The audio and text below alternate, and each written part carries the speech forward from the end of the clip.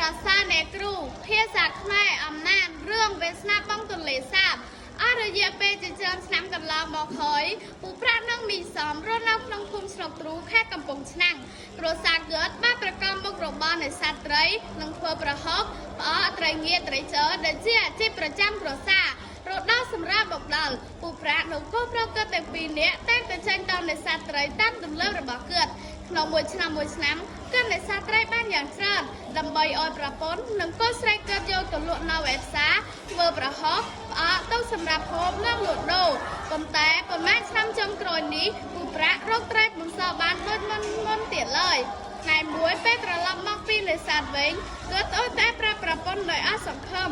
ម៉ែវាអើយថ្ងៃនេះខ្ញុំរកត្រីមិនបានទេ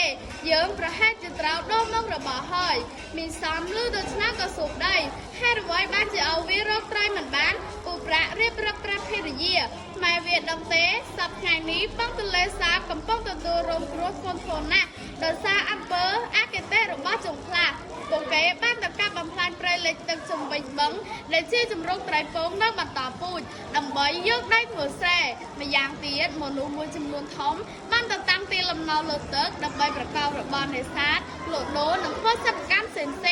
អ្នកទាំងនោះបានបង្ខំកាកសំណល់ពីលំនៅឋាននិងរកសិប្បកម្មដែលមានជាតិពុលទៅក្នុងទឹកបឹងរាល់ថ្ងៃធ្វើឲ្យទឹកបឹងកខ្វក់ហើយរាតៅជាមួយនោះដែរប្រេម៉ាស៊ីនកាណូតកប៉ាល់ក៏នៅមកទឹកបឹងកើនកម្ដៅឆាប់រហ័សបណ្ដាលឲ្យត្រីពុលនិងងាយងើបពិសេសទៅទៀតអ្នកខ្លះមានមហិច្ឆតាខ្លាំងពេកបានប្រមងអួនសំណាញ់ដែលមានក្រឡាញឹកដើម្បីនេសាទត្រីហើយចុះល្មើសច្បាប់ខ្លះទៀតបានប្រើខ្សែភ្លើងឆក់ត្រីធ្វើឲ្យត្រីតូចធំងឹកមានសល់កត្តាទាំងអស់នេះហើយដែលធ្វើឲ្យធនធានជលផលរបស់យើងចេះតែខ្សត់តោ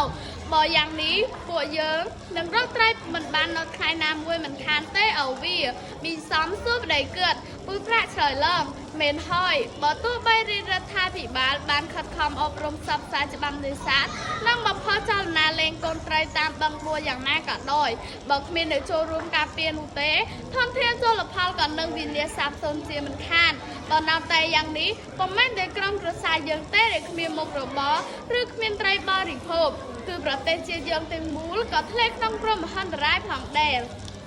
អរគុណតែដែរអរសាទរមិត្តយើងមួយ